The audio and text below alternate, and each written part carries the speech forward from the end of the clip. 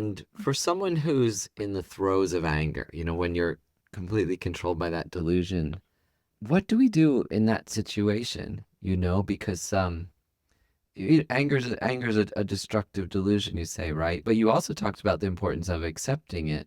So how do you do that? Tara Brach once said, you don't want to tell yourself not to be angry because that just adds Yeah. shame on top of anger. That leads to this question about being angry at yourself, right? Yeah. When you have self-criticism, self-judgment, how do we deal with that sort of anger? Okay. That is a big problem in the West. I was at one of the Mind and Life conferences way back, like 1989 or no, somewhere in the 90s, This idea of Westerners having low self-esteem came up. And His Holiness Dalai Lama was totally puzzled by it.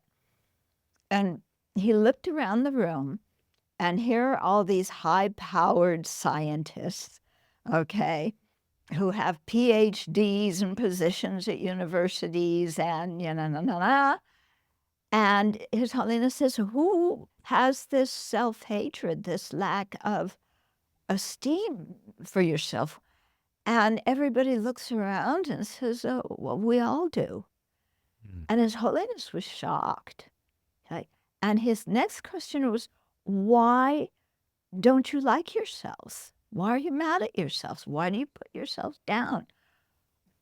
And then that began really interesting brainstorming sessions.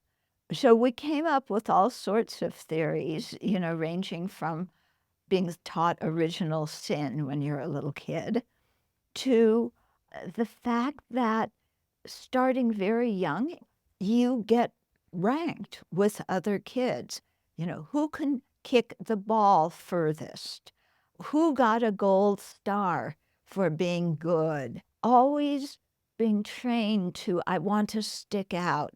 And the more hooked we are on getting praise and approval from external, the more we judge ourselves and say, oh, somebody else got 2 gold stars in kindergarten and I only got 1, and my parents want me to be the best one in class and I'm not. And, just that whole thing of starting very young, having to be an individual and make ourselves known.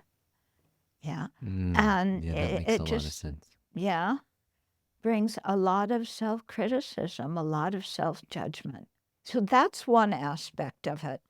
Another aspect of it is if we listen to ourselves, our self-talk, when we're mad at ourselves.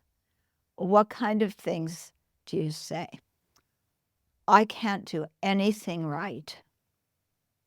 No wonder nobody likes me. No wonder nobody loves me. Everything I do ends in a mess.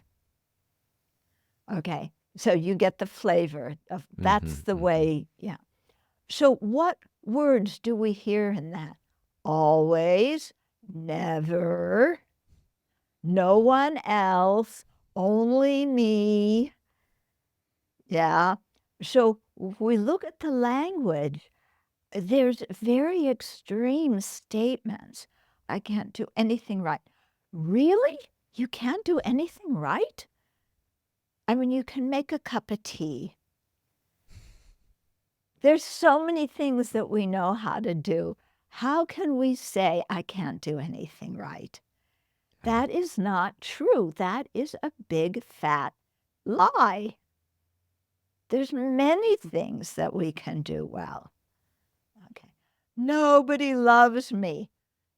Nobody? Come on. That is definitely not true. I mean, there are other human beings who care about you. And if you have a dog or a cat or a pet pig, they love you too.